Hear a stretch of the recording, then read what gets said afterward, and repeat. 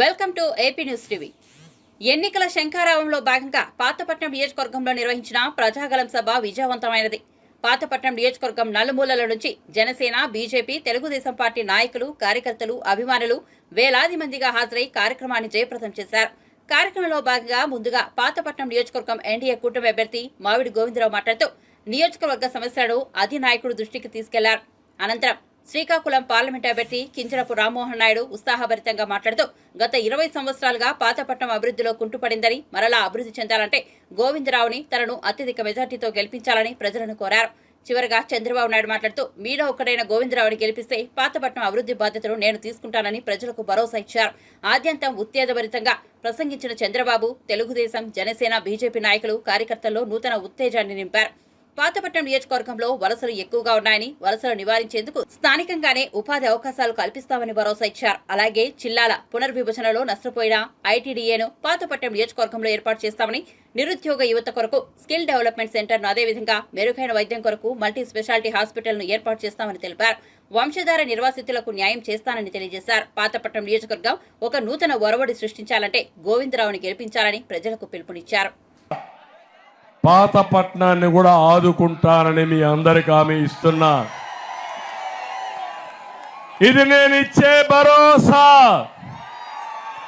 మీ పిల్లలకి, యువతకి నేను ఒకటే అపీల్ చేస్తున్నా.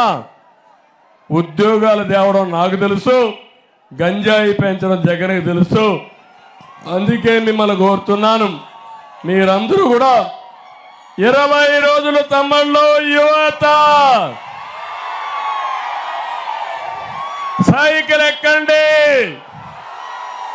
తెలుగుదేశం, జనసేన, బీజేపీ జెండాలు కట్టుకోండి.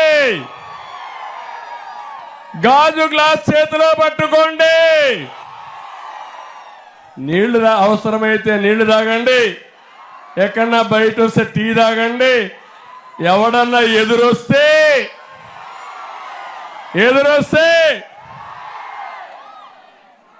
మనం ఎవరి జోలుకు పోము. మన జోలుకు వస్తే మాత్రం సైకిల్ స్పీడ్ పెంచుతాం. కమలం పువ్వు కూడా పెట్టుకోండి. సైకిల్కి అందాన్ని ఇస్తుంది. చేస్తారా తమ్ముళ్ళు అని అడుగుతున్నా. 19 రోజులు మా కోసం పనిచేయండి. ఇప్పుడు హామీ ఇస్తున్నా, 5 ఏళ్ళు మీరు ఊహించినటువంటి అభివృద్ధి చేసి మీ రుణం తీర్చుకుంటా. సిద్ధమా మీరు? నమ్మకమేనా అని అడుగుతున్నా. ఇంకో పక్క 5వ భరోసా. తమ్ముళ్ళు సాగునీటి ప్రాజెక్టుని సర్వనాశనం చేశాడు ఈ సైకో. పోలవరం మన వంశధార కూడా సరిగా చేయకుండా హీరా బ్యారేజ్ కూడా మనం పూర్తి చేసిన తప్ప ఏమీ చేయలేదు. నేను ఒకటే హామీ ఇస్తున్నా, సాగునీటి ప్రాజెక్టులు పూర్తి చేస్తాం, త్రాగునీరు ఇస్తాం. మా ఆడబిడ్డలకు ఇచ్చే హామీ ఇది. ఇంటింటికి కుళాయి ద్వారా ప్రొటెక్టెడ్ వాటర్ స్కీమ్ పెట్టి సురక్షితమైన మంచినీళ్ళు ఇచ్చే బాధ్యత 5 ఏళ్లలో నాది, మాదని మరొక్కసారి మీకు హామీ ఇస్తున్నా. పొలాలకు నీళ్లు ఇస్తే బంగారు పండించే రైతాంగం ఉన్నారు. అది చేసి నా నిజాయితీ నిరూపించుకుంటాం. కేంద్ర సహకారంతో పోలవరం కూడా పూర్తి చేస్తామని చెప్పి నేను మీకు తెలియజేస్తున్నా. భరోసా నెంబర్ 6, ఉద్యోగస్తులు. ఏం తమ్ముళ్ళు, ఉద్యోగస్తులు జీతాలు వస్తున్నాయా? పిఆర్సీ ఇచ్చారా అని అడుగుతున్నా. నెలవారీగా జీతాలు వస్తున్నాయని అడుగుతున్నా. ప్రావిడెంట్ ఫండ్ ఇస్తున్నారా అని అడుగుతున్నా. డిఏ ఇచ్చారా అని అడుగుతున్నా. టీఏ ఇచ్చారని అడుగుతున్నా. నేను ఒకటి హామీ ఇస్తున్నా, ఉద్యోగులు కూడా ప్రజాస్వామ్యంలో భాగం. ఉద్యోగులు కూడా మనం కానీ ఉపయోగించుకోకపోతే నష్టం వస్తుంది. అందుకే నేను ఒకటే చెప్తున్నాను, పెండింగ్ లో ఉండే బకాయిల్ని తప్పకుండా క్లియర్ చేసే బాధ్యత నాది. ఎవరైతే ఉద్యోగస్తుల్లో పెన్షనర్స్ ఉన్నారో వాళ్లకు 1వ తారీఖుని వాళ్ళ జీతాలు ఇచ్చే బాధ్యత, పెన్షన్ ఇచ్చే బాధ్యత నాదని వారికి కూడా హామీ ఇస్తున్నా. పిఆర్సీని రివర్స్ చేశాడు. మళ్ళీ నేను చెప్తున్నా, పిఆర్సీని కూడా ముందుకు తీసుకెళ్తాం. సమాజంలో అందరూ ఆనందంగా ఉండాలి. అందరి సౌభాగ్యం తెలుగుదేశం పార్టీ సిద్ధాంతం అని చెప్పి కూడా నేను మీకు తెలియజేస్తున్నా. ఇది కాకుండా సూపర్ 7, భరోసా 7, సూపర్ 6. మా ఆడబిడ్డలు ఇక్కడే ఉన్నారు. ఏమమ్మా నన్ను గుర్తు చేసుకోండి, తెలుగుదేశం పార్టీని గుర్తుపెట్టుకోండి. ఆస్తిలో సమాన హక్కు ఇచ్చిన పార్టీ తెలుగుదేశం పార్టీ, అవునా కాదా? చెల్లికి తండ్రి వాటాలో భాగమైన దుర్మార్గుడు, అప్పిచ్చిన దుర్మార్గుడు ఎవరు? సైకో. అలాంటి అన్న నీకు ఉండాలమ్మా అని అడుగుతున్నా. నీకు ఏ అన్న అయినా ముందు ఏం ఆలోచిస్తాడు? పేదవాడైనా అన్న చెల్లుంటే, లేదంటే తమ్ముడు అక్కుంటే మొదటిసారిగా ఆడబిడ్డకు పెళ్లి చేసి అవసరమైతే అప్పు చేసి ఆస్తి ఆవిడకి ఇచ్చేసి మళ్ళా ఈయన సంపాదించుకోవడానికి ప్రయత్నం చేస్తాడు. మొత్తం తండ్రి ఆస్తిని కొట్టేసి చెల్లికి అప్పిచ్చిన దుర్మార్గుడు ఈ జగన్మోహన్ రెడ్డి, అవునా కాదా అని మిమ్మల్ని అడుగుతున్నా.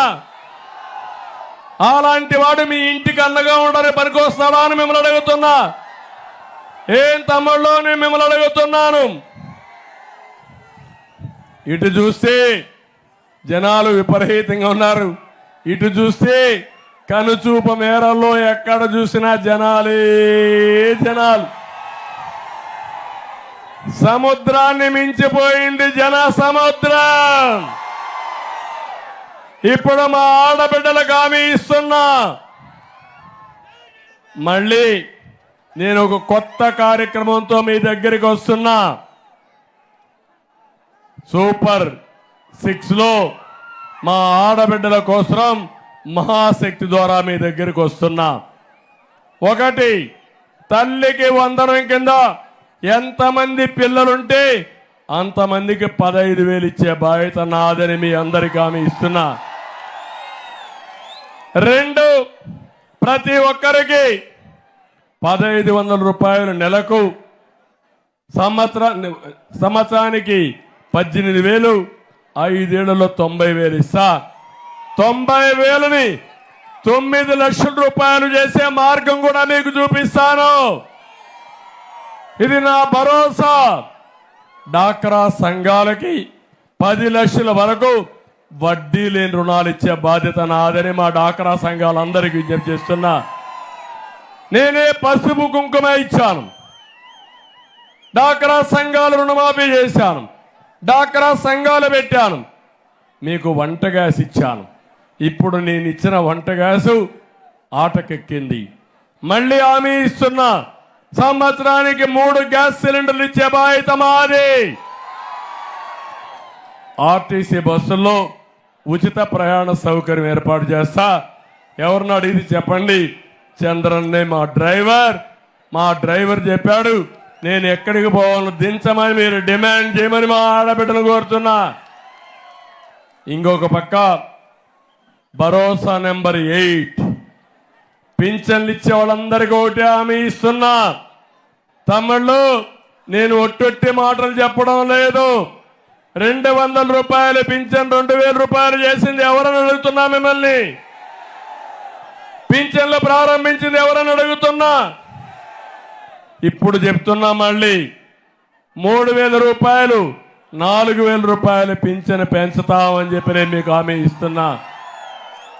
ఇంకో పక్క 4,000 పెంచి మొదటి తారీఖున ఇస్తాం, ఇంటి దగ్గరనే ఇస్తాం. పెంచిన పింఛన్లు కూడా ఏప్రిల్ నుంచే ఇస్తా, జూన్ నుంచి కాదు, జూలై నుంచి కాదు, ఏప్రిల్ నుంచి. అంటే 3 నెలలు అదనంగా ఇచ్చే బాధ్యత మాదని మీ అందరికీ హామీ ఇస్తున్నా. ఈ సభా సందర్భంగా సైకో జగన్ డిమాండ్ చేస్తున్నా, రేపు మొదటి తారీఖున ఇంటి దగ్గర పింఛన్ ఇవ్వాలి. నాటకాలు ఆడద్దు, శవ రాజకీయాలు చేయొద్దు. శవ రాజకీయాలు చేస్తే ఆ శవ రాజకీయాలతో నిన్ను పూర్తిగా పూడ్చిపెట్టే బాధ్యత మేము తీసుకుంటామని హెచ్చరిస్తున్నా. పేదవాళ్ళ జీవితాలతో ఆడుకోవద్దు. నీకు చేత కాకపోతే నువ్వు రాజీనామా చేయి. ఒక రోజులో ఇంటింటికి ఎట్లా పెంచిన వాళ్ళు నేను ఇచ్చే పరిస్థితి తీసుకొస్తా అని కూడా హామీ ఇస్తున్నా. వికలాంగులందరికీ 6,000 రూపాయలు పింఛన్ ఇస్తాం. బీసీలకి 50 ఏళ్లకే పింఛన్ ఇచ్చే బాధ్యత నాదని మీ అందరికీ హామీ ఇస్తున్నా. భరోసా నెంబర్ 9. ఏం తమ్ముళ్ళు రోడ్లు బాగున్నాయా? బాగున్నాయని అడుగుతున్నా. ఏం తమ్ముళ్ళు రోడ్లు బాగున్నాయని అడుగుతున్నా. నేను హామీ ఇస్తున్నా, నేను వస్తానే మళ్ళా మీ రోడ్లకు మహర్దశ వస్తుంది. అన్ని రోడ్లు రిపేర్ చేస్తానని మీకు తెలియజేస్తున్నా. ఇంకొక పక్క భరోసా నెంబర్ 10. రేషన్ షాపుల ద్వారా 8 రకాల నిత్యావసర వస్తువులు ఇస్తే ఇప్పుడు అవన్నీ చేసే పరిస్థితి వచ్చాడు. మళ్ళీ పేదవాడికి కడుపు నిండా తిండి పెట్టి అన్నా క్యాంటీన్ వస్తుంది. మీకు రేషన్ కానీ కొన్ని నిత్యావసర వస్తువులు మళ్ళీ ఇవ్వడానికి ముందుకు పోతామని చెప్పి కూడా నేను మీకు తెలియజేస్తున్నా. ఇంకో పక్క ఇవన్నీ రావాలంటే ఏం చేస్తారని చాలా మందికి అనుమానం ఉంది. నేను ఒకటే మీ అందరికీ చెప్తున్నా, ఈరోజు నా దగ్గర విజన్ ఉంది, చేసే సత్తా ఉంది, చేసిన బ్రాండ్ ఉంది. మళ్ళీ సంపద సృష్టిస్తా, ఆదాయాన్ని పెంచుతా, పెంచిన ఆదాయం పేదవాళ్లకు పంచుతానని మరొకసారి మీ అందరికీ హామీ ఇస్తున్నా. అదే మాదిరిగా మధ్య తరగతి కుటుంబాలకు కూడా ఇబ్బంది ఉంది, నలిగిపోతున్నారు. వాళ్ళకు కూడా హామీ ఇస్తున్నా.